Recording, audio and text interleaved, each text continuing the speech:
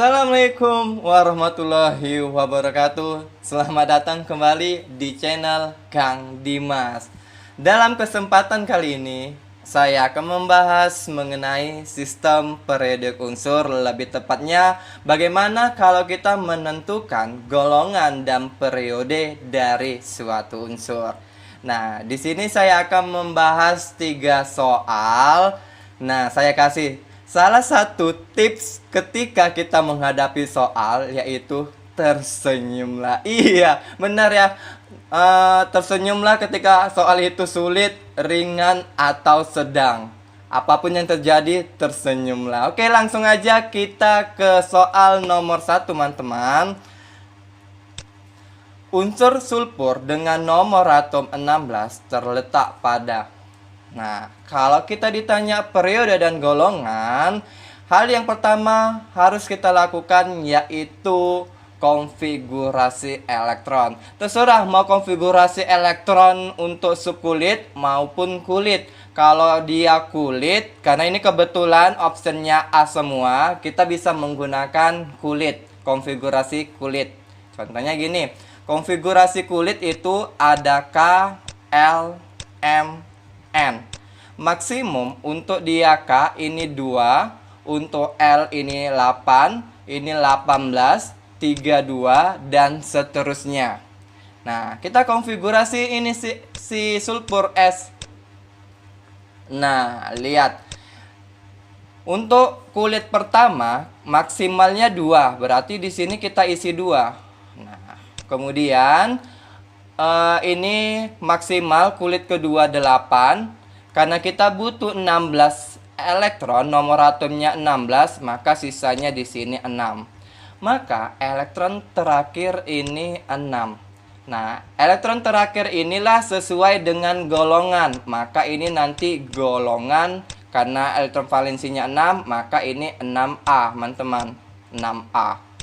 Kemudian untuk dia periode, lihat aja kulit keberapa. Ini kulit pertama, ini kulit kedua, ini kulit ketiga. Nah, maka periode ketiga. Gampang bukan untuk dia konfigurasi kulit, tetapi ada kelemahannya. Ini berlaku hanya untuk golongan A. Kita susah nanti untuk menggunakan kalau dia nanti terletak pada golongan B. Paham? Nah, untuk materi selanjutnya mengenai konfigurasi kulit bisa kalian lihat nanti di deskripsi pada channel ini ya. Oke, kita lanjut. Bagaimana kalau dia berdasarkan kulit? Nah, konfigurasi kulit itu dia berdasarkan hukum Aufbau. Siapa sih Aufbau? Ya, menemukan ini pastinya ya. Oke, konfigurasi elektron subkulit. Untuk materi ini nanti lebih lanjut kalian bisa lihat juga di deskripsi ya, pada link channel ini nanti. Nah, saya kasih ini aja dasarnya, bahwasannya itu nanti 1S, 2S, kemudian di sini 2P, 3S, 3P, 3D, ini 4S, 4P, 4D, kemudian ini 4F, 5S, 5P, 5D, 5F, 6S, 6P, 6D. Di sini 7S, 7P. Maka elektron itu dimulai dari yang terendah ini. 1S, kemudian 2S, 2P, kemudian 3S, 3P, 4S, kemudian ini dan seterusnya, teman-teman. Pokoknya ini satu arah ya. Ini 4D, 5P, 6S. Nah, kita konfigurasikan si sulfur ini. Nah, di sini ya, karena nggak muat 16 sulfur. Maka kita mulai dari yang pertama, 1S. Nah, untuk dia sulfur itu elektron maksimal 2. Kemudian kita isi setelah 1S, 2S. Maka ya udah 2 juga maksimalnya. Nah, kemudian habis 2S, 2P. Kita lihat tadi itu habis 2S 2P. Nah, untuk dia elektron subkulit P itu elektronnya ada 6 maksimal. Kemudian di sini 3S, kemudian 3P. S ini maksimal 2. Nah, di sini 4. Kenapa tidak 6? Nah, kita jumlahkan elektronnya ini. 2 tambah 2 tambah 6 tambah 2 ditambah 4. 16. Maka inilah dia. Nah, untuk menentukan golongan, kita ambil golongan dan periode, kita ambil kulit terluar. Kulit terluar itu yang ada angka 3-nya ini. Karena 3 yang terbesar dari 2 dan 1, maka ini. Untuk dia golongan A itu nanti terletak subkulit S dan P. Lihat di situ, 3S2, 3P4. Nah, ini kan subkulit S dan P. Jika subkulit S dan P, maka ini sudah dipastikan golongan A. Kita jumlahkan aja elektronnya ini, 2 ditambah 4, 6. Maka pasti golongan 6A. Paham? Periodenya sama, lihat. Angka yang terbesar dari 1, 2, 3. Mana? 3. Maka periode ketiga. Sama dengan cara kulit. Terserah mau pakai yang mana, tetapi catatan ada kelemahan untuk konfigurasi kulit. Paham? Konfigurasi kulit itu hanya untuk golongan A. Tetapi konfigurasi subkulit itu ada nanti bisa menentukan golongan B dan A. Untuk golongan B kita lihat nanti di soal nomor 3 akan saya bahas. Oke, kita lanjut ke soal nomor 2. Oh ya, sebelum itu nanti materi lebih lengkapnya bisa dilihat di link deskripsi juga ya, untuk materi konfigurasi elektron dan elektron valensi. Oke, kita lanjut soal nomor 2, teman-teman. Soal nomor 2 gini. Pada proses ionisasi, sebuah atom X berubah menjadi ion dan mempunyai konfigurasi elektron X3 positif sama dengan 2X kuadrat, 2S2, 2P6, 3S2, 3P3. Maka kedudukan atom X dalam susunan berkala. Kita mencari periode golongan bukan dalam muatannya, tetapi dalam atom netralnya. Maka kita cari dulu nomor atom atau atom netralnya, teman-teman. Nah, gini ya. Berarti X3 positif. Ini kata konfigurasinya seperti ini. 1S2, 2S2, 2P6, 3S2, 3P3. Kalau kita hitung, ini kan 2 tambah 2 tambah 6 tambah 2 tambah 3, berarti ada 15 elektron. Nah, di sini ada 3 positif. Cara cepatnya gini aja saya kasih. Maka nomor atomnya di sini 18. Kenapa 18? 15 elektron ini kita tambahkan dengan 3, maka 18. Atau 18 ketika muatannya 3 positif, maka dia melepaskan 3 elektron, maka elektronnya menjadi 15 ini. Paham ya teman-teman? Cara simpelnya gini aja, elektronnya ini kan 15, tambahkan ini muatannya 3, maka nomor atomnya 18. 18-nya inilah kita konfigurasikan, bukan yang konfigurasi ini untuk menentukan golongan periodenya ya teman-teman. Berarti 1S2, 2S2, 2P6, 3S2, 3P tambah 3 aja di sini. Ini kan 3 tambah 3 berarti 3P6. Maka untuk menentukan golongan dan periode kita ambil di elektron terakhirnya. Di situ ada subkulit S dan subkulit P.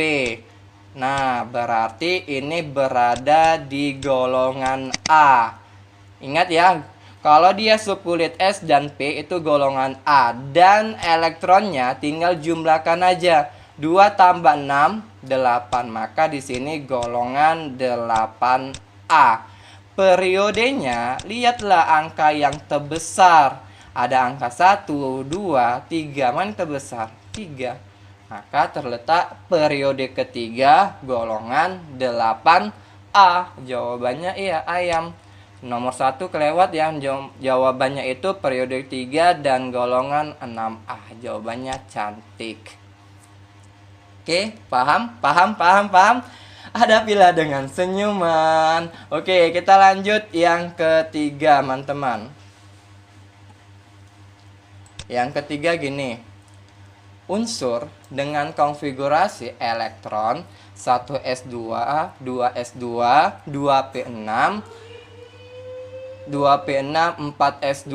Nah, ini saya tambahkan ya, seharusnya 3s2, 3p6, 4s2, 3d8. Oke, yang ini pilihannya. Mana yang benar di antara A sampai E ini?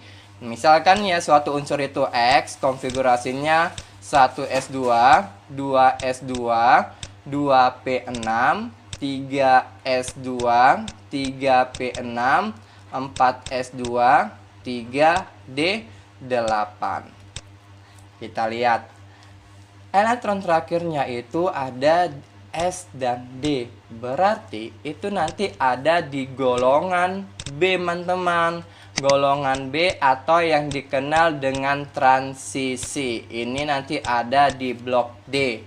Nah, ini syaratnya dia di subkulit S dan P. Nah, yang perlu kalian ingat gini, teman-teman. Untuk golongan B itu nanti ada catatannya. Jika gini nanti NS2 kemudian NS2 ini N kurang 1 D pangkat 1, ini nanti berada di golongan 3B. Kemudian NS pangkat 2, kemudian N kurang 1, ini D pangkat 2, ini berada di golongan 4B. Kemudian nanti NS2, N kurang 1, D pangkat 3, ini ada di golongan 5B. Kemudian ini nanti NS. Nah, ini kan ada penyimpangan elektron. Nanti di sini NS1, N kurang 1, D pangkat 5, ini nanti berada di golongan 6B. Kemudian NS2, N kurang 1, D pangkat 5, ini nanti di golongan 7B. NS pangkat 2, N kurang 1, D pangkat 6, 7, 8, ini di golongan 8B. NS2, capek ya, NS1, N kurang 1, D pangkat 10. Kenapa 10? Ini nanti ada di link, nanti lihat aja di deskripsi ya, link untuk penyimpangan pada subkulit, penyimpangan subkulit D dan F. Nah, kemudian ini berarti golongan 1B, kemudian NS2, N kurang 1, D pangkat 10, ini nanti golongan, kasih tahu nggak ya? Iya, 2B. Nah, kita lihatlah itu yang terakhir ini. Nah, ini kita tandai. Keterusan. Keterusannya. Oke. Nah, ini kita tandai, teman-teman, 4S2, 3D8. 4S2, 3D8 kan terakhirnya subkulit S dan subkulit D. Berarti itu sama dengan NS kuadrat, kemudian N dikurang 1 D pangkat 8. Mana itu, teman-teman? Ya udah, ini dia.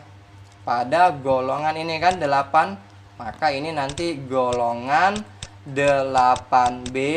Kemudian periodenya lihat angka yang terbesar, yaitu pada angka 4, maka periode ke-4. Loh, Kak, nggak ditanya golongan periode, cuman kita lihat optionnya. Lihat, terdapat periode ketiga, salah. Terdapat dalam golongan karbon. Golongan karbon itu golongan A, ini sedangkan golongan transisi, salah. Golongan alkali itu golongan 1A, ini juga salah. Blok S itu juga salah, ini golongan A. Kemudian iya, yang benar jawabannya ayam.